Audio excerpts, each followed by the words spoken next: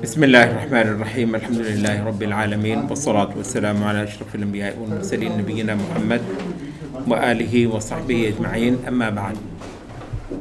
चौथा पारा है आज। पहला मकाम आयत नंबर 100 पूरा 100। या अय्युहल्लज़ीना आमनू इन तुतीअू फ़रीक़म मिनल्लज़ीना ऊतुल किताब यरुद्दूकुम बअद ईमानिकुम काफ़िरीन। ए ईमान वालो, अगर तुमने अहले किताब में से एक तबके की बात अगर तुम मानने लगे, उनकी बातों में आने लगे, तो वो तुमको मुर्तद कर देंगे बाद इसके कि तुम ईमान वाले थे। व कैफ़ तकफ़ुरूना, ये हो कैसे जाए कि तुम कुफ्र कर लो। व अंतुम तुतला अलैकुम आयातुल्लाह, हाल ये है कि तुम पर रोज़ अल्लाह की आयतें पढ़ी जाती हैं। व फ़ीकुम रसूल, और तुम्हारे माबैन उसका रसूल है। व मैं यअतसिम बिल्लाहि, जो शख्स अल्लाह के साथ पूरी तरह वाबस्ता हो लिया, फ़क़द हुदिया इला सिरात मुस्तक़ीम, तो वो तो ज़रूर बज़रूर सिरात मुस्तक़ीम ही की हिदायत पाता है। यहाँ कुरान मजीद की ये जैसे एक्यूरेसी बात करने की, उसका अंदाज़ा करें।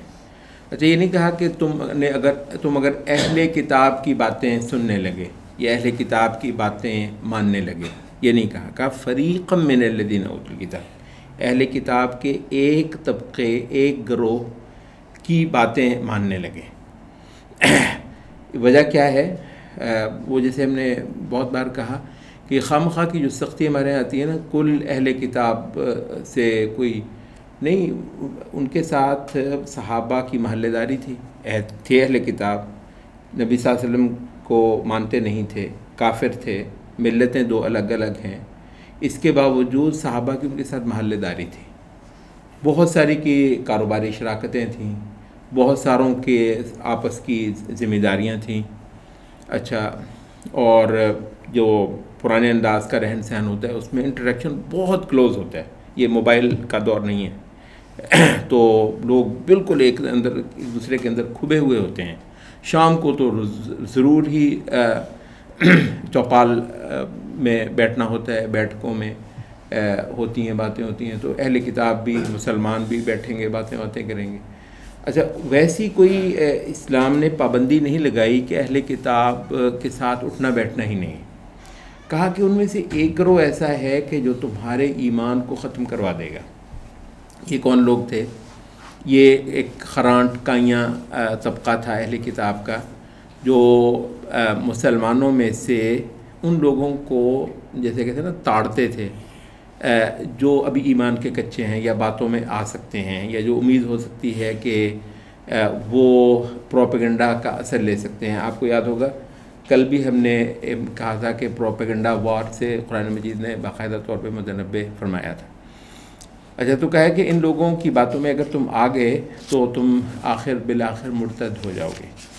अच्छा, इसका मतलब ये है कि ऐसे अहले किताब के वो सारे चैनल्स जो आपके अक़ीदे पे, आपकी तहज़ीब पर असरअंदाज होते हैं, उनसे आखिरी दर्जे में न सिर्फ आप ख़ुद चौकन्ना रहेंगे बल्कि पूरी सोसाइटी को आप मुतनब्बे करके रहेंगे। ये भला कब की बात है? अभी वो ज़माना नहीं था जब कल्चरल इन्वेजन के लिए बाकायदा रेडियो स्टेशन बनाए जाते हैं। आजकल क्या हो रहा है, बड़ी 100-150 साल से ये रेडियो स्टेशन बनाए जाते हैं। इसके लिए बाकायदा तौर पर लाइब्रेरी में ये अमेरिकन सेंटर, ठीक है, ब्रिटिश काउंसिल, वो फ़लाँ जो है वो उनका सारा, उन्होंने सारे अपने जो है ना वो कल्चरल हथियार जो है वो आपका टीवी उनका और इसके अलावा मीडिया और बेशुमार चीज़ें जो है ना वो रखी हुई हैं।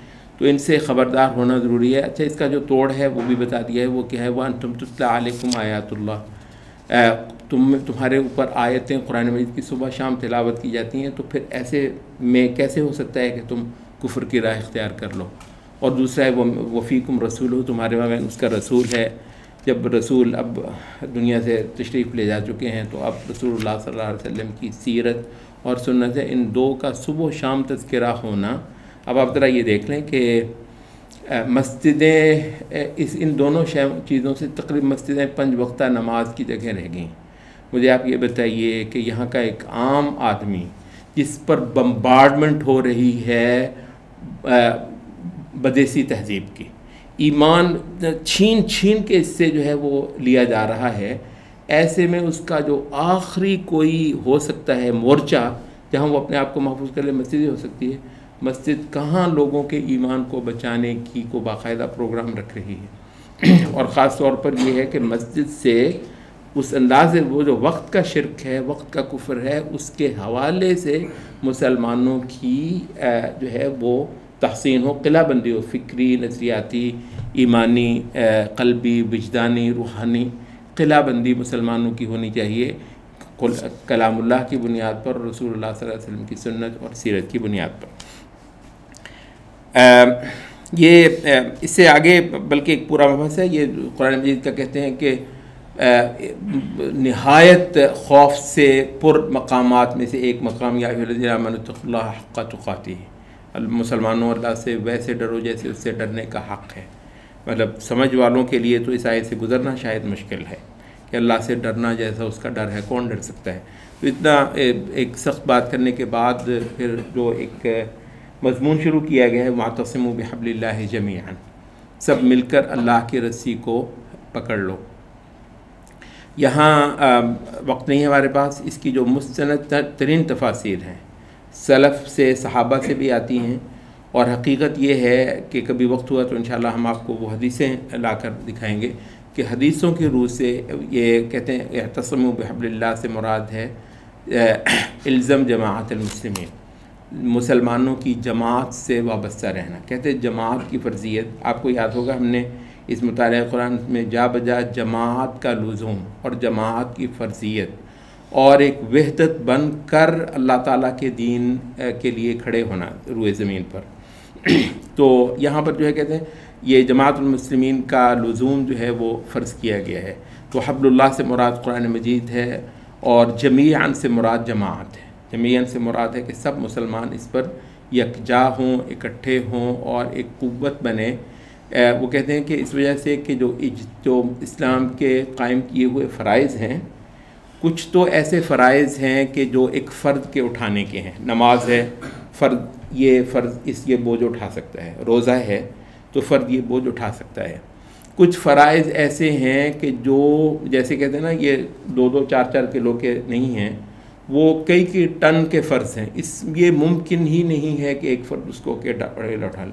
उसके लिए ज़रूरी है कि सारी उम्मत या उम्मत के ख़ासे बड़े बड़े तबके मिलकर ऐसे पत्थरों को उठाएं, जैसे जिहाद है, जैसे दावत है या इक़ामत हक़ के कुछ और अबवाब हैं। तो इस वजह से जमात को अल्लाह ताला मुसलमानों पर फ़र्ज़ किया है। वला तफ़र्रक़ू, और तफ़रीक़ा तुमने नहीं करना। तफ़रीक़ा की ये आपका ख़ुरान मीडिया जो है वो फ़िरक़ा वारियत की बहुत मज़म्मत करता है। ज़ाहिर है कि कुरान मजीद में भी इसकी ममानत आई है। बहुत बड़े बड़े गुनाहों में से एक ये है कि दीन इस्लाम के अंदर तफ़रीक़ा किया जाए और उम्मत मोहम्मद को फाड़ा जाए टोलों के अंदर, ग्रोहों के अंदर। अच्छा, तो लेकिन यह है कि फ़िरक़ा वारियत की मज़म्मत आपको पता है जाहिली मीडिया भी खूब करता है। अच्छा, फ़िरक़ा वारियत इसमें भी तफसील से तो इंशाल्लाह किसी और मकाम पर भी जाया जा सकता है क्योंकि मज़मून बड़ा है। फ़िरक़ा वारियत की एक सूरत तो बिलाशुबा यही है कि जिसको आप मजहबी फ़िरक़ा वारियत के, अब दीन और दुनिया को हमने बड़ी देर से तक़सीम कर लिया हुआ है। तो जो तो दीनी फ़िरक़ा वारियत है वो तो सबको नज़र आती है। अच्छा, ये बरेलवी है, ये देवबंदी है, ये अहले हदीस है, ये फ़लाँ हैं। तो उससे कि ये फ़िरक़ा वारियत और इसकी बुनियाद पर मस्जिदें अलग किए बैठे हुए हैं। आपको पता हमारा जो है वो माशाअल्लाह हमारा बर्रे सग़ीर दुनिया का वाहिद ख़ित्ता है। मैंने ख़ासा पता करने की कोशिश की दूसरे ख़ित्तों के मुसलमानों से, कहीं ऐसा नहीं है कि लोगों की मस्जिदें और नमाज़ें अलग अलग हों। यहाँ मतलब तक़रीबन ये तय है कि ये मस्जिद फ़लानों की है, ये मस्जिद फ़लानों की है, और ये उसका है, और ये उसका है, ये उसका है। तो ये ठीक है। अच्छा, फ़िरक़ा वारियत की कोई और भी सूरत हो सकती है। ये जो सियासी पार्टियाँ हैं, इस वक्त जो दंगल लगा हुआ है आप देख रहे हैं। अच्छा, मुसलमानों का किसी भी अंदाज़ में फटना, किसी भी अंदाज़ में एक दूसरे के साथ दस्तो गिरेबा होना, किसी भी अंदाज से मुसलमानों की वहदत का पारा पारा होना, वो सियासी भी हो सकती है, वो लिसानी भी हो सकती है। ये पंजाबी है, ये सिंधी है, ये पठान है। सुभान अल्लाह, उम्मत मोहम्मद कहाँ गई? कट फट गई ना। उम्मत मोहम्मद तो है ही नहीं। यहाँ तो पठान होते हैं और यहाँ तो पंजाबी होते हैं, यहाँ तो। अच्छा, अब ज़रा ये देखिए कि लोगों ने किस अंदाज से दीन के ऊपर जो है ना वो धावा बोला हुआ है। यानी दीन की भी तफसीर ऐसे ऐसे कर देते हैं कि वो एक कौमी तफसीर हो जाती है, एक मजहबी तफसीर हो जाती है। अच्छा, ये जो फ़िरका वारियत है, क्योंकि इस वक्त नेशन स्टेट्स का दौर है, इस वजह से जो सूबाई और लिसानी फ़िरका वारियत है उसकी भी खासी मजम्मत हो ही जाएगी, इस वजह से कि मुल्क को उसका नुकसान है। अच्छा, जो नेशनलिज़म है, ये फ़िरका वारियत, इसका तो ये तो कोई भी नहीं, इसका तो कोई बोल भी नहीं सकता, कह भी नहीं सकता। ये पाकिस्तानी है, ये अफ़गानी है, ये ईरानी है, ये बांग्लादेशी है, ठीक है, ये कुवैती है, ये सऊदी है। ये कहाँ से आ गए? उम्मत मोहम्मद कहाँ गई? तो ये तो आपको पता है, ये तो ईमान का हिस्सा है। पता नहीं कहाँ से हदीस, कहाँ से हुब्बुल वतन मिनल ईमान को नहीं, पूरे हदीस के ज़ख़ीरे में हमें तो आज तक कहीं नहीं मिले हुब्बुल वतन मिनल ईमान। ये तो जो है वतन की मोहब्बत होती ही ईमान है। और हमें आप सुनाते हैं कि जी रसूलुल्लाह सल्लल्लाहु अलैहि वसल्लम ने वतन को तर्क किया और अपनी कौम के ख़िलाफ़ जिहाद किया। ऐसा ही है, अपनी ही कौम, अपने ही खून के ख़िलाफ़ जिहाद किया जब ला इलाहा इल्लल्लाह ने तकाज़ा किया। तो इस वजह से ये जो है ना जमाअतुल मुस्लिमीन, तो अल्लाह माफ़ करे, हमने दफन कर दी है, हमने दफन कर दी हुई। बड़ी देर से उसके जनाज़े तकफ़ीन तदफीन से बड़ी देर से फ़ारिग हुए बैठे हैं। कहीं पर मसलकी, कहीं पर लिसानी, कहीं पर सूबाई, कहीं पर नेशनलिस्ट जो है वो तकसीमात हैं। तो जमाअतुल मुस्लिमीन कहीं पर भी हमें नहीं मिलती। अच्छा, तो इससे मुत्तसिल जो तीसरा मकाम है, बल्कि साथ की आयत नंबर 104, वलतकुम मिनकुम उम्मतुन यदऊन इलल खैर। अब इस उम्मत के अंदर एक ग्रोह ऐसा होना चाहिए, लाज़िमन ही होना चाहिए, जो लोगों को खैर की दावत देने वाला हो। कहते हैं कि ये इस उम्मत का ख़ुदकार निज़ाम है, इस उम्मत का ख़ुदकार निज़ाम है। बहुत सारों ने कहा कि ताइफ़ा मंसूरा जो है ना इस हदीस से, इस आयत से निकलता है। ताइफ़ा मंसूरा किसे कहते हैं? रसूलुल्लाह सल्लल्लाहु अलैहि वसल्लम ने ख़बर दी है कि इस उम्मत के अंदर रज़ाकारों का एक गिरोह रहेगा, उनका अजर अल्लाह के ज़िम्मे। दुनिया का कोई कुफ्र नहीं है जो हमला आवर हो और इनको तैयार ना पाए लड़ने, उसके साथ लड़ने के लिए, दो दो हाथ करने के लिए, इल्मी तौर पर भी, समाजी तौर पर भी, सियासी तौर पर भी, अस्करी तौर पर भी, तहज़ीबी तौर पर भी। ये हथियार सौंध कर खड़े होंगे, कुफ्र को मिटाएंगे, कुफ्र के साथ इनकी जंग होगी और मुसलमानों को जो है उनके दीन पर खड़ा रखना और कायम रखना इनका मिशन होगा। ऐसे लोगों का जो है ना वो उलाइका हुमुल मुफ़्लिहून, ये वो लोग हैं उम्मत मोहम्मद सल्लल्लाहु अलैहि वसल्लम में से जो ख़ास तौर पर अल्लाह ताला का वादा है जिनसे कि उनको अल्लाह ताला कामयाबी अता फ़रमाएगा। और रसूलुल्लाह सल्लल्लाहु अलैहि वसल्लम ने फरमाया कि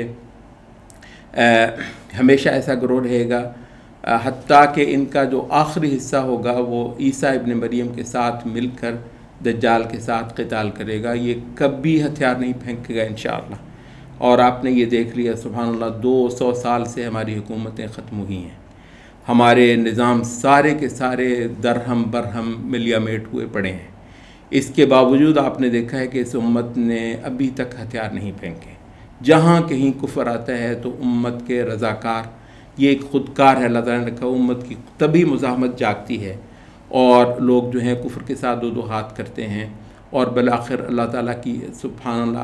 आप ज़रा ये देखिए, अल्लाह ताला के वादों को अपनी आँखों से देखना ईमान के इजाफ़े का सबब है।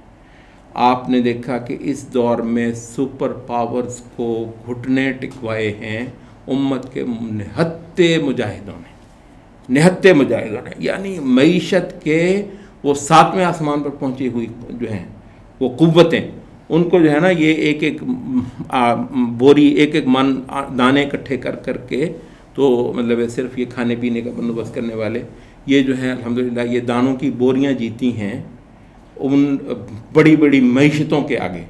अल्लाह ताला के जो हैं वो वादे सुभान अल्लाह, जब हम अपनी आँखों देखेंगे तो मीडिया है जो खबीस हमें कोशिश कर रहा है कि हम इनका मुशाहिदा तक ना करें और इनको जो है ना और अंदाज से इनकी तफसीर करें। तो खुशकिस्मत हैं वो लोग जो किसी भी अंदाज में उम्मत के इहया के लिए ये जो ग्रोह होगा इंशाअल्लाह क़यामत तक रहने वाला, आप अगर उसका हिस्सा हैं, उसके अंदर आपका कुछ न कुछ हिस्सा पड़ता है, चाहे जिस भी हैसियत से, जिस भी पोजीशन से आपका हिस्सा पड़ता हो, और उसका कम अज़ कम हिस्सा ये है कि आपकी एक वाबस्तगी हो उसके लिए। सिर्फ अगर आप उससे, वो आपको बताए ये हमारा मौजू, लेकिन ये है कि ज़रूरी बहुत है। तो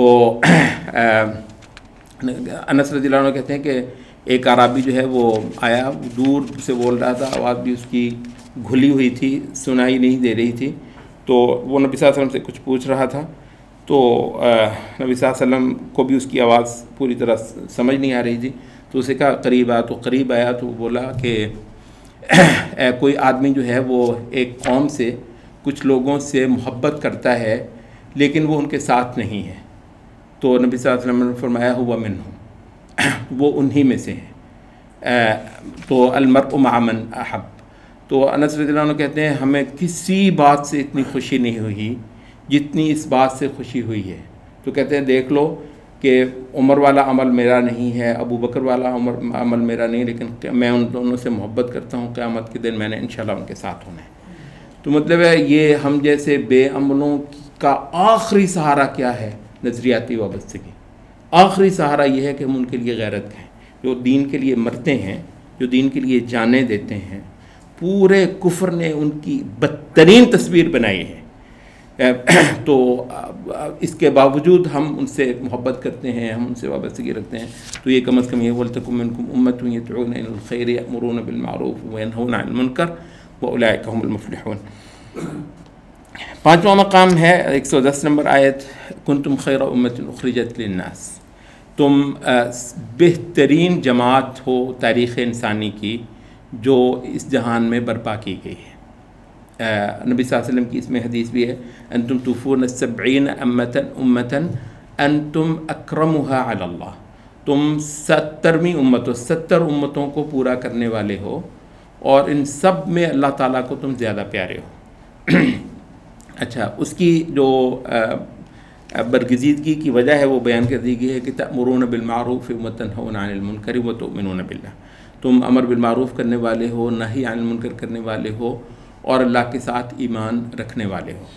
तो ईमान की बुनियाद पर, और ईमान जब बोले तो उसको अमर बिल मारूफ़ व नही अनिल मुनकर कहते हैं। अच्छा, तो इस उम्मत की ज़िंदगी इसमें है कि यहाँ पर लोगों को उनका भूला हुआ सबक याद दिलाया जाए, उनको मारूफ़ का हुक्म भी दिया जाए और मुनकर से उनको रोका भी जाए। तो ये याद दहानी है कुरान पढ़ने वालों के लिए जो हर साल कुरान को सुनते हैं, कम अज़ कम उसके मोटे मोटे मज़ामीन भी जहन में ज़िंदा कर लें। छठा मकाम है हमारे आज के सिपारे का, आयत नंबर 133, वसारिउ इला मग़फ़िरतिन मिन रब्बिकुम व जन्नतिन अर्दुहा अस्समावातु वल अर्द, दौड़ लगाओ, और दौड़ लगाओ पूरा महीना नहीं है, एक दूसरे से आगे बढ़ने की कोशिश करो, सब मुसाबकत करो, मुकाबले करो। सुभान अल्लाह, कंपटीशन जिसे कहते हैं, मुसारा, कंपटीशन करो, एक दूसरे को मात देने की कोशिश करो। इला मग़फ़िरतिन मिन रब्बिकुम, अपने परवरदिगार की मग़फ़िरत पाने की सिमत को, व जन्नतिन, और एक ऐसी जन्नत की, अर्दुहा जिसकी चौड़ाई अस्समावात वल अर्द, आसमानों और ज़मीनों जितनी है, उइद्दत लिलमुत्तक़ीन, वो खुसूसी तौर पर तैयार की गई है मुत्तक़ियों के लिए। अल्लज़ीना युनफ़िक़ून फ़िस्सर्राइ वद्दर्रा, जो तंगी में और आसानी में अल्लाह के रास्ते में माल लुटाते हैं। अल्लज़ीना वल काज़िमीनल ग़ैज़, और अपना गुस्सा जो है वो पी जाने की कुदरत रखते हैं। वल काज़िमीनल ग़ैज़ वल आफ़ीना अनिन नास, और लोगों को मुआफ़ कर देने वाले हैं। कल भी मैंने अर्ज़ किया था, ये दरअसल मतलब ज़ाहिर है लोगों को माफ़ कर देना लफ्ज़ है यहाँ पर, लोगों को माफ़ कर देना, गुस्सा पी जाना, ये ठीक है कि एक सिफत के तौर पर और एक अखलाक के तौर पर ज़िक्र हुआ है, लेकिन असल में वो सिनेरियो हमें भूल जाता है जिसको खुसूसी तौर पर ये सूरत आले इमरान, सूरत अल-बक़रा और सूरत आले इमरान, बल्कि ख़ास तौर पर सूरत आले इमरान जिहाद की सूरत है। जिहाद की सूरत है सूरत आल इमरान। जितना ज़्यादा ताकीद और सरजनिश और बाकायदा झंझोड़ने की बातें जिहाद के हवाले से सूरत आल इमरान और सूरत तौबा में हुई हैं, मेरा ख़्याल है कि कुरान मजीद की किसी और सूरत में नहीं हुई हैं। तो पीछे भी जो है ना वो जिहाद का ज़िक्र है, और बल्कि उस मंज़र का ज़िक्र है कि जब लोगों ने ये कह दिया था कि मोहम्मद सल्लल्लाहु अलैहि वसल्लम वफ़ात पा गए हैं, दुनिया से चले गए हैं, और उस वक्त जो मतलब सहाबा की जो हालत हुई और फिर जो ज़ख़म लगे मुसलमानों को, तो उस उहद का जो मंज़र है वो इसके पस मंज़र में कुरान मजीद ने ज़िक्र कर रखा हुआ है। जब वहाँ पर जो है ना जन्नत की तरफ दौड़ लगाना, दरअसल वो पूरे इस्लामी मकासद को लेकर चलना, ये इसकी एक ताबीर है, जन्नत की तरफ दौड़ लगाना और एक दूसरे से आगे बढ़ बढ़ कर जन्नत की तरफ चलना। तो अच्छा, और उसमें है ये कि वल्काज़िमीन अल-गैज़ वल्आफ़ीना अन नास। अब वो आपको अगर कॉन्टेक्स्ट समझ आ गया है तो यहाँ आपको पूरी बात अब जो है समझ आएगी। वो क्या है कि वल्काज़िमीन अल-गैज़। देखो भाई, जब भी आपने दीन के लिए, दीन को खड़ा करने के लिए एक जमात की ये सूरत बननी है, क्योंकि जमात तो के बगैर तो दीन कायम नहीं होता है। फ़र्द तो कभी ज़ोर भी लगा ले, आसमान में थिगली भी लगा ले, तो फ़र्द तो कभी इस फ़र्द से ओहदा बरा नहीं हो सकता। ला महाला आपको एक क़ुव्वत बनना है। अच्छा, जहाँ ऐसी सूरत होगी वहाँ एक दूसरे को बर्दाश्त करना ला महाला आपके लिए ज़रूरी होगा, वरना काफ़िला बनेगा ही नहीं। चलने की तो बात उसके बाद है और पहुँचने की बात उससे भी बात है। तो हक़ के लिए जुड़ना क्योंकि फ़र्ज़ था, और जुड़ने के दौरान इंसान बहरहाल इंसान होते हैं। तो ये है वो कॉन्टेक्स्ट जगह है वल्काज़िमीन अल-गैज़। ये गुस्सा पी जाया करते हैं, मतलब है गुस्सा वो इससे जो है ना हमने मस्जिदें उजड़ती देखी हैं, इससे हमने कम्युनिटियाँ दरहम बरहम होती देखी हैं, इससे हमने मुल्कों के मुल्क ढह जाते देखे हैं, इस वजह से कि लोग एक दूसरे को बर्दाश्त नहीं कर रहे एक बड़े मकसद के लिए। तो भाई कोई घर है जो मतलब बर्दाश्त के बगैर चल जाता, एक सिर्फ एक छोटा सा, कितना छोटा यूनिट होता है, एक घर भी बर्दाश्त के बगैर नहीं चलता, ठीक है। तो एक बड़े बड़े जो हल्के और तबके और जमातें और मुल्क जो हैं वो कैसे चल सकते हैं। तो ये है वल्काज़िमीन अल-गैज़ वल्आफ़ीना अन नास वल्लाहु युहिब्बुल मुहसिनीन। अमल के अंदर हुस्न पैदा करने वाले अल्लाह को बहुत ही प्यारे हैं। वल्लज़ीना इज़ा फ़अलू फ़ाहिशतन। अच्छा, होते ये भी इंसान ही हैं, ये कोई फरिश्ते नहीं होते हैं, इनसे भी गुनाह हो जाते हैं, इनसे भी कोई जो है फ़ाहिशा तक का जो है ना वो इर्तिकाब हो जाता है। औ ज़लमू अनफुसहुम, ये अपनी जानों पर कोई जुल्म कर बैठते हैं। ज़करुल्लाह, फिर जब अल्लाह की याद आती है, फ़स्तग़फ़रू लिज़ुनूबिहिम, तो लग जाते हैं मौफ़ी मांगने, इस्तिग़फ़ार करने। तो यही है कि कसूर इनसे भी हो जाते हैं, लेकिन ये बहुत जल्दी अल्लाह से इस्तिग़फ़ार करने लगते हैं। और इसमें है कि ये हसन बसरी कहते हैं कि उनसे पूछा गया कि आदमी को शर्म नहीं आनी चाहिए, एक बार गुनाह किया तौबा कर ली, दूसरी बार तीसरी बार मतलब शर्म ही नहीं करता, किए ही जाता है गुनाह। हसन बसरी कहने लगे कि यही वो चीज़ है जो शैतान तुमसे लेना चाहता है कि शर्म करो, इतनी बार तौबा कर ली तुम तो फिर गुनाह करते हो। कहते हैं कि जितनी बार गुनाह कर ले, तौबा से शर्म करनी है, गुनाह करने से तौबा करने से शर्म नहीं करनी। शैतान बदबख्त ऐसा है, कहता है तौबा करने से शर्म कर ले, भाई मैं शर्म करूँगा तो गुनाह करने से शर्म करूँगा, तौबा करने से अपने रब की तरफ पलटने से मैं शर्म करूँ, मेरा तो आखिरी सहारा है, वो मेरा तो ये आखिरी सहारा है, तो मैं इससे नहीं करूँगा। तो कहते हैं जितनी भी बार करो तो बल्कि एक हदीस भी आती है कुदसी कि शैतान ने कहा कि तुम अल्लाह मुझे तेरी इज़्ज़त की कसम मैं इनको बरगलाता ही रहूँगा। तो अल्लाह ताला ने फरमाया कि हाँ, मुझे मेरी इज़्ज़त की कसम, ये जितनी बार तौबा करेंगे मैं इनको माफ़ करता ही रहूँगा। तो मतलब यही है, इस वजह से मतलब रब हमारा इतना मेहरबान है, ये बात है ही नहीं कि आपने कितनी बार किया है। ज़करुल्लाह फ़स्तग़फ़रू लिज़ुनूबिहिम व मन यग़फ़िरुज़्ज़ुनूब इल्ला अल्लाह। अल्लाह के अलावा है कौन जो गुनाह बख्श दिया करे, कोई भी नहीं बख्शता है सिवाय अल्लाह रब्बुल इज़्ज़त के। वलम युसिर्रू अला मा फ़अलू, जबकि हाल ये है कि ये इसरार बहरहाल नहीं कर रहे, डट नहीं गए हैं अपने उस गुनाह की हालत पर। अच्छा, तो ये हो गया छठा मकाम। सातवां मकाम जो है वो इस सूरत का, सूरत आल इमरान का हमारा आखिरी मकाम है। ये सूरत का जो है ना इख्तितामी रुकू है, बहुत ही खूबसूरत रुकू है। नबी सल्लल्लाहु अलैहि वसल्लम ने फरमाया भी कि मुझे ख़ास ये एक अता हुई है ये आयात। और बाज़ रिवायत में भी आता है कि नबी सल्लल्लाहु अलैहि वसल्लम फ़जर की नमाज के लिए जब निकलते तो उस वक्त जो है आसमान की तरफ जो है ना वो नज़र उठाकर तो ये आयात पढ़ते थे, इन्न फ़ी ख़ल्क़िस समावाति वल अर्दि वख्तिलाफ़िल लैलि वन नहारि लआयातिन लिउलिल अलबाब। निशानियाँ ही निशानियाँ हैं ज़मीन और दिन रात के पलटने में और आसमान ज़मीन की तख्लीक़ में। अल्लज़ीना यज़कुरून अल्लाह क़ियामन व क़ुऊदन व अला जुनूबिहिम, वो लोग जो खड़े हुए, बैठे हुए, करवटों पे लेटे हुए अल्लाह की याद में महव रहते हैं। व यतफ़क्करून फ़ी ख़ल्क़िस समावाति वल अर्द, और ज़मीन आसमानों और ज़मीन की तख्लीक़ में मुसलसल गौर करते हैं। रब्बना मा ख़लक़्त हाज़ा बातिलन, खुदाया तूने ये बेकार बेमकसद तो पैदा नहीं किया। सुब्हानक, तू पाक है इससे। फ़क़िना अज़ाबन नार, तो हमें दोज़ख के अज़ाब से बचा। रब्बना इन्नना समिअना मुनादियन युनादी लिल ईमान अन आमिनू बिरब्बिकुम फ़आमन्ना। या अल्लाह, हमने एक मुनादी करने वालों को सुना, पुकार रहा था कि अपने रब पर ईमान ले आओ, हमने बस उसकी बात सुनी तो तुझे हमने मान लिया। रब्बना फ़ग़फ़िर लना ज़ुनूबना वकफ़िर अन्ना सय्यिआतिना। तो ए अल्लाह, फिर जब हमने तुझको मान लिया, तुझ पर ईमान लिए, तो अब तुम्हारी बख्शिश कर दे वगैरह वगैरह।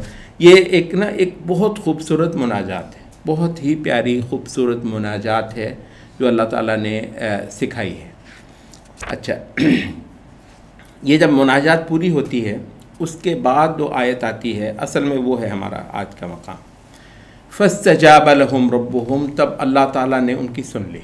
फ़स्तजाब लहुम, इस्तजाबत का मैंने सुन ली तर्जुमा किया है, ये इसका जो सही तर्जुमा है इस्तजाबा का मतलब रिस्पॉन्ड, अल्लाह ने रिस्पॉन्ड कर दिया, अल्लाह ने रिस्पॉन्ड किया इनकी इन दुआओं को, इनकी इन मुनाजातों को। ठीक है।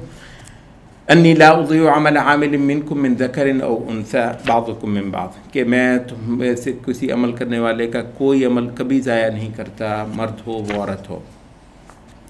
अच्छा, फ़ल्लज़ीना हाजरू, तो फिर वो लोग जो हिजरतें करने वाले थे, वो उख़रिजू मिन दियारिहिम, और जो अपने घरों से निकाले गए, व ऊज़ू फ़ी सबीली, और मेरे रास्ते के अंदर उनको ईज़ाएँ दी जाती रहीं, वक़ातलू, और वो हथियार उठाकर लड़ते रहे मेरी खातिर, वक़ुतिलू, और वो मारे गए, लउकफ़िरन्ना अन्हुम सय्यिआतिहिम, मैं मुआफ़ करके रहूँगा उनके कसूर, उनके गुनाह, वलउदखिलन्नहुम जन्नातिन तजरी मिन तहतिहल अन्हार, और उनको मैं जन्नतों में दाखिल करके रहूँगा जिनके नीचे नहरें बहती हैं। सवाबम मिन इंदिल्लाह, पता चल जाए खुदा का सवाब होता क्या है। अच्छा, तो यहाँ पर ना इस मकाम पर मोहम्मद कुतुब एक बहुत खूबसूरत बात करते हैं, कहते हैं आप ज़रा गौर करें, वो जो मुनाजातें थी वो तो हमें लगता था कि एक हुजरे में बैठा हुआ बंदा कर रहा है। वो जो मुनाजातें सुनी ना, फिर पीछे जो मुनाजातें, हमें यूँ लगा कि एक बंदा हुजरे में बैठा हुआ कर रहा है। अल्लाह कहता है कि हाँ मैं जवाब देता हूँ, तो इसलिए जो बंदे हिजरतें करते रहे, जिहाद करते रहे, मारते मराते रहे मेरी खातिर में, कहते हैं ये तो अल्लाह ताला औरों की बात कर रहा है, हुजरे में बैठे हुए बंदे की नहीं कर रहा है। तो दरअसल कहते हैं कि इसमें एक अंदाज उसलूब देखें कि दरअसल अल्लाह रब्बुल इज़्ज़त को मुनाजातें करने वाले ये लोग वो थे जो अल्लाह के लिए तकलीफ़ें उठाते हैं, जो अल्लाह के लिए कुछ करते हैं, तो उनके गुनाह मुआफ़ होते हैं और जन्नतें और ये सारे वादे बुनियादी तौर पर जो हैं वो उनके लिए है। मैं आपसे अर्ज़ कर दूँ, जो आखिरी हमारा सहारा है वो वही है, वो जो हज़रत अनस वाली बात, कम अज़ कम वाबस्तगी उनसे, कम अज़ कम उनसे वाबस्तगी, कम अज़ कम उनके साथ एक ताल्लुक़, गहरा ताल्लुक़ कि आप उनके हैं वो आपके हैं, अगर हमारे पास अमल के हवाले से और कुछ भी नहीं है। ये 3 मकामात हम सूरत आल इमरान से ले रहे हैं, सूरत निसा से ले रहे हैं। थोड़ा हिस्सा आज हमने सूरत निसा का भी पढ़ा है। व आतुन निसा सदक़ातिहिन्ना निहला, ये ग़ालिबन 4 नंबर आयत है सूरत निसा की। औरतों को उनके महर दो, सदक़ात लफ्ज़ जो बोले हैं वो फ़रीज़ा भी बाज़ जगह बोला गया है कुरान मजीद में, महर के लिए लफ्ज़ जो है, और यहाँ पर जो है वो सदक़ात भी बोला गया है। नहलतन, खुशी खुशी दिया करो औरतों को उनके महर।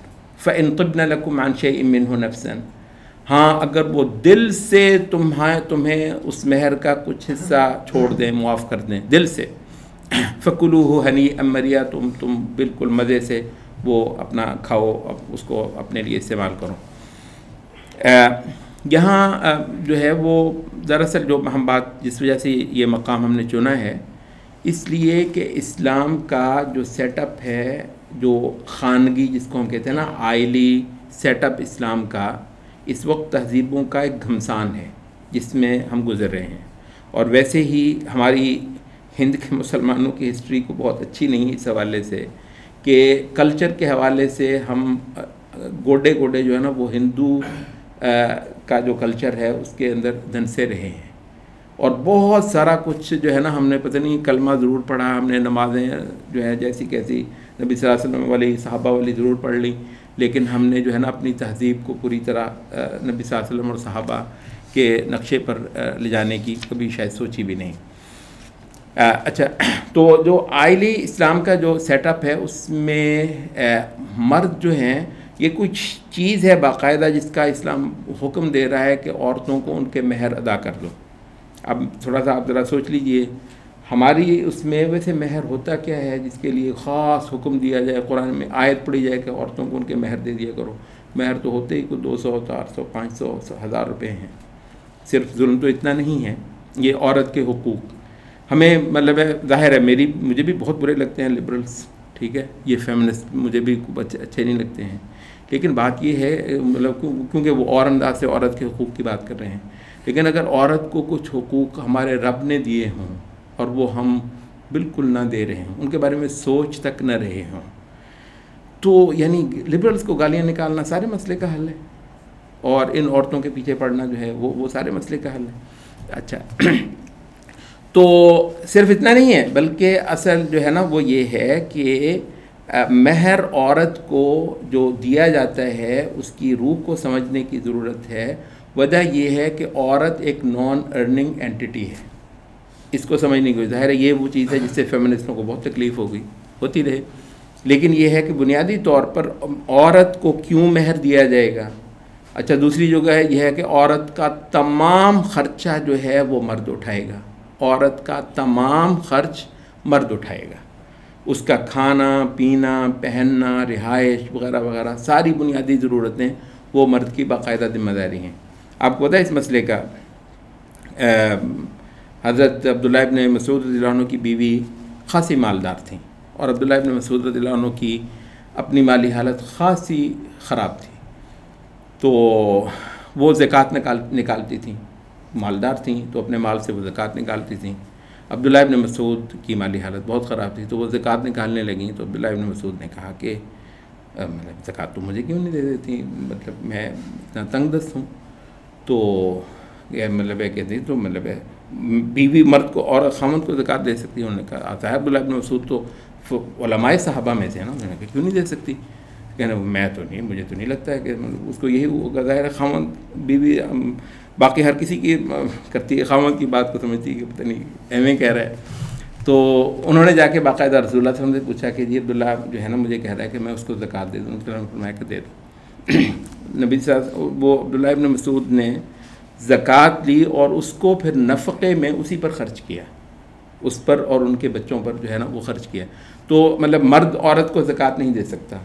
कहते हैं कि उसके लिए जो क़ायदा है वो ये है कि जिसका नफ़क़ा आप पर वाजिब है उसको आप ज़कात नहीं दे सकते, ठीक है। तो मर्द पर क्योंकि नफ़क़ा वाजिब है, मर्द औरत को ज़कात नहीं दे सकता, मर्द को कमाई करके ही औरत को खिलाना है।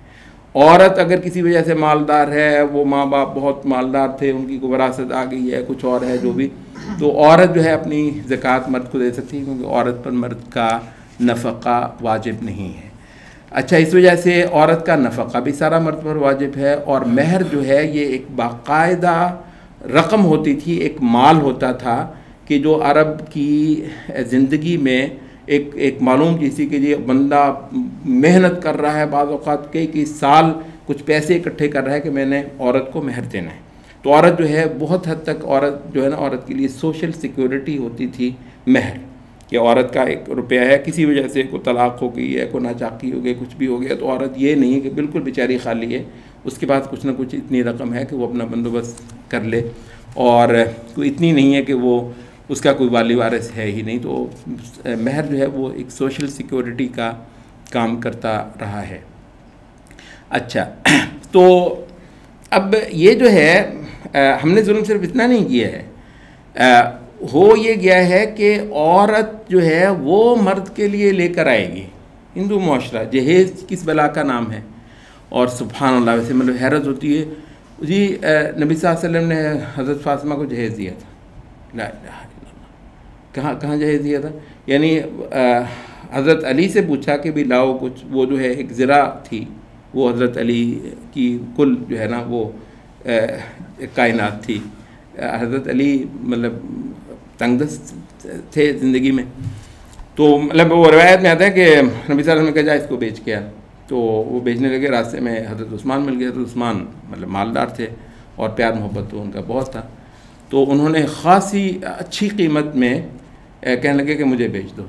अब जब वो इतनी कीमत में ले रहे हैं तो हज़रत अली ने बेच दी। तो जब उन्होंने वो ले ली और तो कहने लगे कि अब ये ज़रा मेरी तरफ से आपको तोहफ़ा है, तो वो ज़रा भी वापस कर दी। तो एक तरीके से जैसे कहते हैं ना कि थोड़ा सा हिस्सा डालना अपना।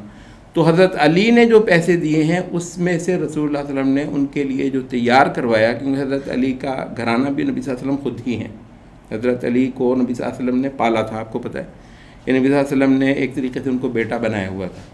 तो ऐसे उसके लिए नबी सल्लल्लाहु अलैहि वसल्लम ही, तो हज़रत अली के ही पैसों से जो बंदोबस्त किया उसको हमने कह दिया कि वो जहेज़ था जो दिया था। यहाँ पर कैसे होता है, बाद औक़ात लड़की का ख़ामन जिसकी 4-5 लड़कियाँ हों, आप तसव्वुर कर सकते हैं कि वो किस हालत में होता है। हमने पहले भी किया कि सबसे बड़ी बदमाशी समाज की बदमाशी होती है। समाज बहुत बड़ी जब बदमाशी करता है, यानी शरीफ से शरीफ इंसान मजबूर हो जाता है उसके आगे। और हमारे पास वक्त नहीं है ज़्यादा, तो ये जो है औरत का इस्तेहसाल जो है ये हमारा मुआशरा भी करता है और अच्छा खासा करता है। ये जो जहेज़ की मुसीबत है ये कोई छोटी मुसीबत नहीं है। तो न सिर्फ ये कि वो जहेज़ नहीं लेके आएगी, बल्कि आप एक अच्छी खासी हैंडसम अमाउंट जो है वो औरत को देंगे। वातुन्निसा सदक़ातिहिन्ना निहला, औरतों को उनके पूरे महर अदा करो। अच्छा, नवा मकाम जो है इस आयत में, वला तुसफ़हा अम्वालकुम, जो सुफ़हा हैं उनके हाथ में माल मत दो, हत्ता कि उनका अपना ही माल क्यों ना हो। यहाँ सुफ़हा से मुराद कहते हैं कि वो बच्चे जिनको अभी जो यतीम हैं, वरासत तो उनकी है, उनका हक़ बनता है, तो वो यतीम है या कोई भी बंदा ऐसा जो अपने माल का सही तसर्रुफ़ नहीं कर सकता, उनके हाल में माल मत दो। अगली आयत में आता है कि वब्तलुल यतामा, जो यतीम है उनको थोड़ा थोड़ा देकर ना आज़माया करो, देखो को कैसा ट्रांजैक्शन करते हैं और कैसा उसके अंदर। फ़इन आनस्तुम मिनहुम रुश्दन, जब मालूम कर लो कि इनमें पुख्तगी आ गई है, फ़दफ़उ इलैहिम अम्वालहुम, तब उनको उनका सारा माल उनके हाथ में दे दो। मतलब ये दीन इस्लाम में रिश्तेदार, चचा, ताया, घर के ज़िम्मेदार जो हैं उनको बाकायदा तौर पर ये ज़िम्मेदारियाँ जो हैं वो दे रखी गई हुई हैं। ये पीछे जो है ना वो हमने वो जब वलतकुम मिनकुम उम्मतुन, उस हवाले से भी एक बात करना हमसे रह गई। यानी इस्लाम के बहुत सारे फ़राइज़ ऐसे हैं जो जिसके लिए बाकायदा महकमे नहीं होते हैं। आप अंदाज़ा कर लें, जितना इल्म सहाबा के दौर में, ताबईन के दौर में, बाद में भी सदियों तक जितना इल्म फैलाया गया है, कोई वज़ीर तालीम नहीं होता था। आपको पता है, वज़ीर तालीम नहीं होता था, ये सारा प्राइवेट सेक्टर था। ये उम्मत का रज़ाकार ख़ुदकार बंदोबस्त था। कोई सबसे इल्म की सबसे आला हालत उसी ज़माने में थी जब कोई सरकारी बजट नहीं होता था, सब कुछ जो है ना ये लोग ख़ुद पूरा कर लेते थे। अच्छा, और उसकी वजह से फिर ये था कि खलीफा जो भी बाद औक़ात जो सलातीन थे ठीक ठाक बदमाशी करते थे, लेकिन यह है कि तहज़ीब और इल्म जो है उलमा के हाथ में रहा, बादशाह के हाथ में आया ही नहीं। बादशाह के हाथ में ज़्यादा से ज़्यादा पुलिस फ़ौज वगैरह वही रही है और उसके ज़रिए से बाद औक़ात वो जुल्म भी करता रहा है। बात यह है कि जो तहज़ीब है, जो सक़ाफ़त है, जो फतवा है, जो लोगों को दीन पढ़ाना सिखाना है, ये तहजीबी साख्त में माशरे की सारी ये उलमा के हाथ में रही, आइम्मा के हाथ में रही। अच्छा, उसके बाद जो है वो लोग जो हैं घरों के गरीब हैं, कोई यतीम है, कोई वो है, तो महल्ले, बरादरियाँ, कबीले, ये जिनको मॉडर्न तहजीब ख़त्म कर रही है, आपको पता है ये ख़त्म कर रही है। कहते हैं सारा कुछ जो है ना वो स्टेट करेगी। इस वजह से वो टैक्स की मुसीबत जो है ना वो और फिर वो घपले और पता नहीं टैक्स आप देते हैं, वो खर्च कहाँ कहाँ कैसे कैसे होते हैं, बड़ी मतलब ये ट्रांसपेरेंसी कहाँ दुनिया में होती है। तो ये टैक्स और वो स्टेट का जो बुत है वो खड़ा करना और वो सारे लोगों का इंतज़ाम करेगी, और सबसे पहला जुल्म भी फिर वही करती है। ये कब हुआ है? जब लोगों की जो है ना वो आइली ज़िंदगी, लोगों की रिश्तेदारियाँ, लोगों के अरहाम के जो रिश्ते हैं वो कमज़ोर पड़े हैं। वरना कभी भी ये नहीं होता था कि ये सारा कुछ जो है ना वो वेलफेयर के पे पड़ा हुआ है और सारा कुछ जो है ना वो वेलफेयर, सरकार की वेलफेयर से सब कुछ काम चलेगा। बल्कि अल्लाह ताला ने जो जिम्मेदारी उठाई थी ना कि भाई उलिल क़ुरबा उन पर ख़र्च करो, उनकी ख़बर रखो, उनका पता करो, उनकी ज़रूरतें पूरी करो, महल्लेदारियों में, पड़ोस में, ये सारा खुदकार निज़ाम है। स्टेट वाली मुसीबत जो है वो तो कहीं जाकर उसकी कोई नौबत आपको नज़र आती थी इस्लाम में। ये सारा कुछ जो है ये खुदकार निज़ाम था। आखिरी मकाम आज का हमारा जो है या अय्युहल्लज़ीना आमनू ला यहिल्लु लकुम अन तरिसुन निसा करहा, मुसलमानों तुम्हारे लिए हलाल नहीं है कि तुम औरतों के ज़बरदस्ती वारिस बनो। क्या मतलब औरतों के ज़बरदस्ती वारिस बनो? ये वारिस बनना ये नहीं कि औरत मर गई तो तुम उसके वारिस बनोगे, बल्कि ये है कि औरत वरासत होती थी, औरत वरासत होती थी। हदीस में भी आता है और सीरत की कुतुब में भी आता है कि कोई आदमी मर जाता तो वो अरबों में मतलब की शादियाँ तो होती ही थी, तो उसकी जो बीवियां हैं उसके मरने वाले के जो भाई हैं वो अपने अपने पटके डाल रहे होते थे उनके गलों में, ये मेरी होगी, ये मेरी होगी। वजह क्या है? हमारे भाई ने मेहर नहीं दी हुई इन सबको। मेहर बहरहाल एक चीज़ होती थी, एक अच्छी खासी हैंडसम अमाउंट होती थी। जब वो दी हुई है तलाक़ की सूरत में वो औरत का है, औरत से आप ले नहीं सकते अगर आपने उसको तलाक़ दी है, और अगर मर गया है कोई तो भी वो औरत का है, औरत लेगी। ये कहते हैं हमारा तो ख़र्चा हुआ पड़ा है, तो इस वजह से अब मैं इसको अपने घर में बसाऊँगा। तो औरत को विरासत बनाकर तो मर्द के भाई, बल्कि ये तक आता है कि मर्द उसके जो अपने बेटे हैं सिर्फ़ अपनी माँ को छोड़ने के रवादार होते थे कि भाई ये तो मेरी माँ है। अपनी अलबत्ता जो सौतीली माएँ हैं, अपने बाप की जो दूसरी बीवियाँ हैं, वो भी पटके डालते थे उनके गले में, ये मेरी हो गई क्योंकि हमने ख़र्चा किया हुआ है। तो औरत जो है वो मर्द के पास नहीं आती, गोया औरत जो है ना वो एक घर को मिलती है। वो एक बंदा मर गया है तो दूसरा उस औरत पर हक़ रखता है पूरा। तो नबी सल्लल्लाहु अलैहि वसल्लम ने बहुत सख्ती के साथ इस रस्म को ख़त्म किया। बल्कि हदीस में आता है कि मुझे साहबी का नाम याद नहीं है कि उनको सरकारी झंडा देकर नबी सल्लल्लाहु अलैहि वसल्लम ने मिशन पर रवाना फरमाया। तो उनका दोस्त मिला, कहने लगे कहाँ जा रहे हो झंडा उठाकर? तो कहने लगे कि नबी सल्लल्लाहु अलैहि वसल्लम ने भेजा है कि एक आदमी ने अपने बाप की बेवा को अपने घर में डाल ली है, आपने फरमाया कि उसको सज़ाए मौत देकर आओ, उसको कत्ल करके आओ कि उसने अपनी सौतीली माँ से जो है वो निकाह का ताल्लुक़ कायम किया है। तो औरत को जो है ना वो आप ज़बरदस्ती वारिस नहीं बना सकते, विरासत नहीं बना सकते। हाँ, अगर मर्द के भाई हैं, औरत अपनी खुशी से उनमें से किसी के साथ शादी करना चाहती है, वो भी एक नए मेहर के साथ, तो वो एक अलग कहानी है। तो ये आपको ये बता रहा है कि किस तरीके से इस्लाम ने औरत की हैसियत क्या होती थी। औरत जो है ना वो बाकायदा तरका होती थी। औरत को वहाँ से निकाल कर तो औरत को ख़ुद वारिस बनाया, औरत को विरासत दी जो कि अहले जाहिलियत नहीं देते थे, और आज भी शायद बहुत सारे लोग औरत को विरासत देने के कायल नहीं हैं। तो ये थी वो तकरीम जो इस्लाम ने औरत को दी। और इसी आयत में आगे कहा कि माशिरुहुन्ना बिल मारूफ़, इनके साथ बहुत अच्छी मुआशरत करो, बहुत अच्छा इनके साथ जो है वो रहन से। अब औरत को बसाते हुए अच्छा सलूक करना ये शरीयत का हुक्म है, ये शरीयत का हुक्म है। ये इसके लिए ज़रूरी नहीं है कि आपको हम अदब पढ़ाएं और अफसाने पढ़ाएं और अफसानों में जो है ना वो औरतों की हालतें पढ़ा के आप वो पर असर हो तो आप औरत पर मेहरबान हो। हमारा दीन हम पर फ़र्ज़ करता है कि हम औरत के लिए बेहद मेहरबान हूँ और औरत के साथ बहुत अच्छा सलूक करें। ये अल्लाह की तरफ से हुक्म है। और नबी सल्लल्लाहु अलैहि वसल्लम की जो मशहूर हदीस है, खैरुकुम लिअहलिही, तुम में से सबसे अच्छे वो हैं जो अपनी औरत के लिए सबसे अच्छे हैं। व अना खैरुकुम लिअहली, और मैं तुम में अपनी घर वालों के लिए, अपनी औरतों के लिए सबसे अच्छा हूँ। तो ये नबी सल्लल्लाहु अलैहि वसल्लम ने बाकायदा एक पैमाना बता दिया है कि कौन जो है वो सबसे ज़्यादा अच्छा है। सुब्हानकल्लाहुम्मा व बिहम्दिका, अशहदु अन ला इलाहा इल्ला अंत।